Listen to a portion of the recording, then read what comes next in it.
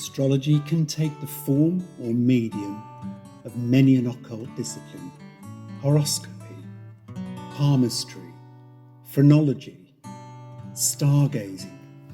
Remember the stars that guided the steps of the three wise men from the east to the manger in Bethlehem? Nature nuancing, physiognomy perspectivizing, shadow study and interpretation reading. From the Greek word horos, or hour of day, numerology, Vastu Vidya, Tattva, akin to Maya astrology of the Red Indians, intuitive hunching, incident event correlating, inspired clairvoyancy, spiritual prophesying, spontaneous premonitions, so on and so forth. The truth, or open sesame, to the secret vaults of the unknown is embedded in many a nook and nest of nature, and rightly perceived or correctly unravelled, each and every one must tell the same tale.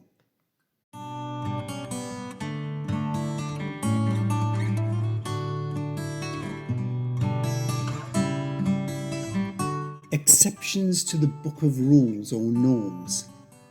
Each of these bases or approaches has many methods, many schools of thought, numerous applications and practices, many rules, procedures, variations.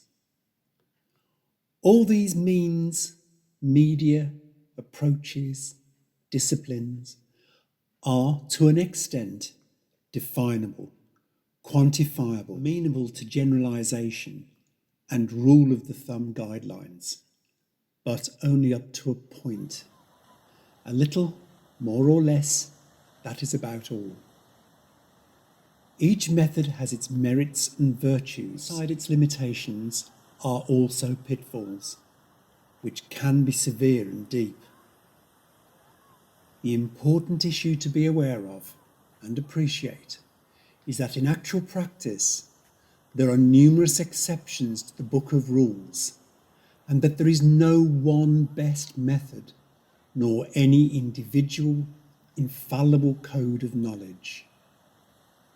That is why you hear of some as swearing at astrologers, and of others, many of them, as swearing by astrologers, depending on how soothsaying fared in the case of the individual concerned.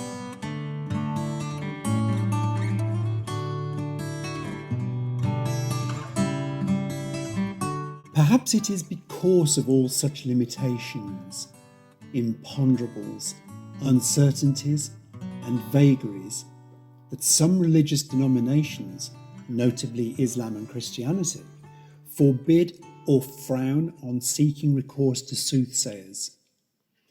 The reasons for the deviations, departures, variances or exceptions versus the set norms, rules, laws are many and often undefinable or unexplainable.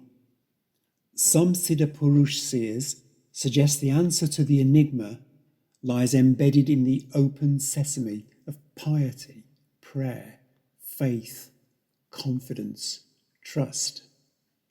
It may well be.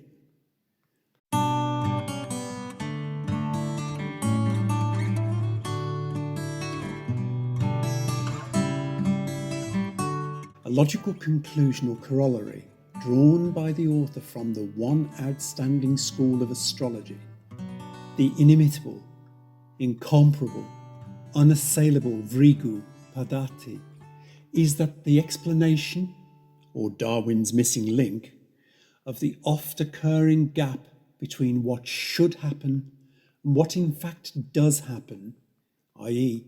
between the set norms and actual reality, lies in the as yet grey area of ancestral legacy, or inherited papunya, or bangsha parampara, or prarabdha, or sanchita karmapal, reckoning from the genealogy immediately preceding that of the native understudy. We remain yet unaware of how to define, quantify, project, apply, and equate the effect of this inheritance on the present-day descendants. Only Mahamuni Srikalagya Vrigu of Hindu history, mythology, is believed to have known how to do so. And that precisely is why he and his inimitable Vrigu Samhita, rare, scarce, difficult to locate, extricate, remain unique and infallible. And it is this inexplicable and yet undeniable factor that alone illustrates why, for example, Amitabh Bachchan, the reigning doyen of the Indian Bollywood film industry, and say Animesh Bose, a hypothetical character or native of the same name initials and assumed born on the same day, in the same locality, and at the same time, will have totally different destinies.